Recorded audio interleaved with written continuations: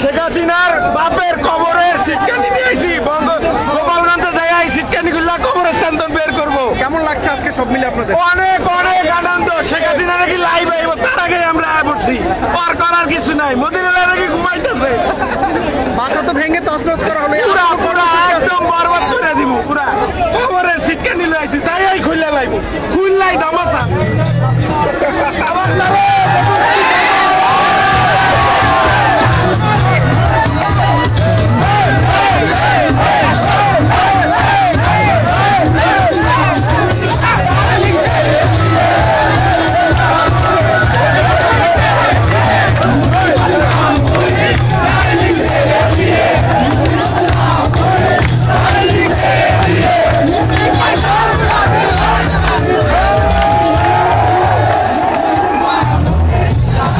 যেটা দেখাচ্ছিলাম, অর্থাৎ একদিকে যেমন শিক্ষার্থীদের ক্ষোভকে তারা ধরে না রাখতে পারে, যেমন ভাঙচুর চালিয়েছেন, ঠিক অন্যদিকে এখানে তারা মূলত গানের নাচছে এবং গানের তালে নাচছে এবং গাইছে। হ্যাঁ, আমরা একটু দেখানোর চেষ্টা করি। আসলে যত সময় এগোচ্ছে সবাই কিন্তু খুব উত্তাল পরিস্থিতির মধ্যেও তারা আনন্দ উল্লাস করছেন যে তাদের দীর্ঘদিনের তারা আজকে ক্ষোভের সমাপ্তি তারা ঘটিয়েছেন।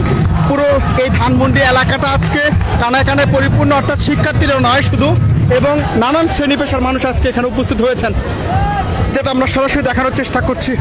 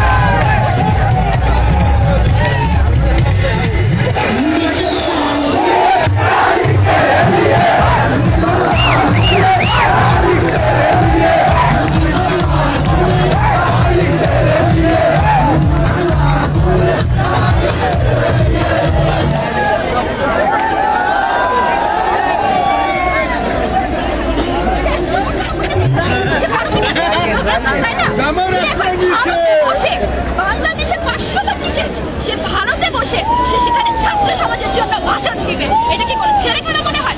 বাংলাদেশ এবং ভারতের মধ্যে এক ধরনের চুক্তি আছে, সেই চুক্তিটাকে আপনি জানেন যে বাংলাদেশ থেকে কোনো চোর যদি ইন্ডিয়াতে যদি কেউ পলায় থাকে, সাপোজ পলা আছে, সেখানে ইন্ডিয়া বাধ্য ওই লোকটাকে খুঁজে বের করে বাংলাদেশে পাঠাবে। পিনাকি ভট্টাচার্য সে আছে প্যারিস, তাকে কি বাংলাদেশে আনতে পারতো না?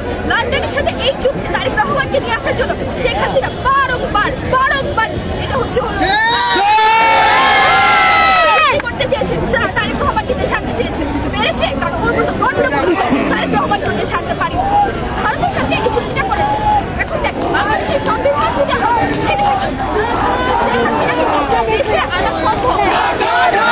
উত্তাল পরিস্থিতি আমরা যেটা দেখতে পাচ্ছি, সরাসরি দেখানোর চেষ্টা করছি। আসলে একদিকে যেমন ভাঙচুর চলছে এখনো, এবং এইদিকে আনন্দ উল্লাস করছে সাধারণ মানুষ, শিক্ষার্থী সবাই।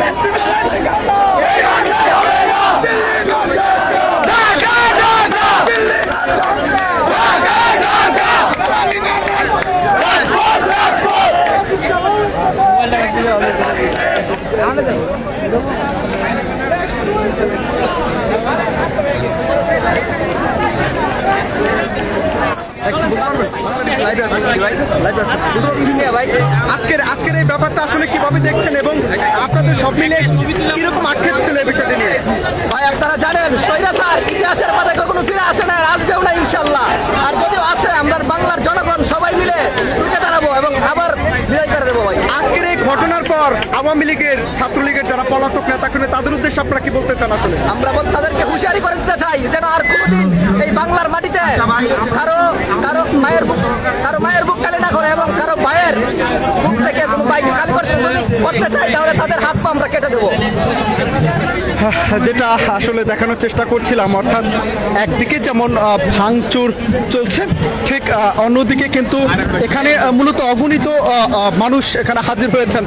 শুধু শিক্ষার্থী নয়,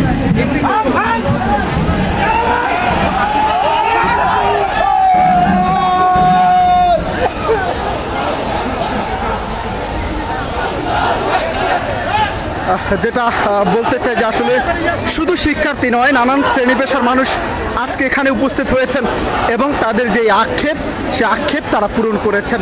এবং একরকম বলা চলে যে শেখ মুজিবের যে 32 নম্বরের বাসাটি রয়েছে এখনও ভাঙচুর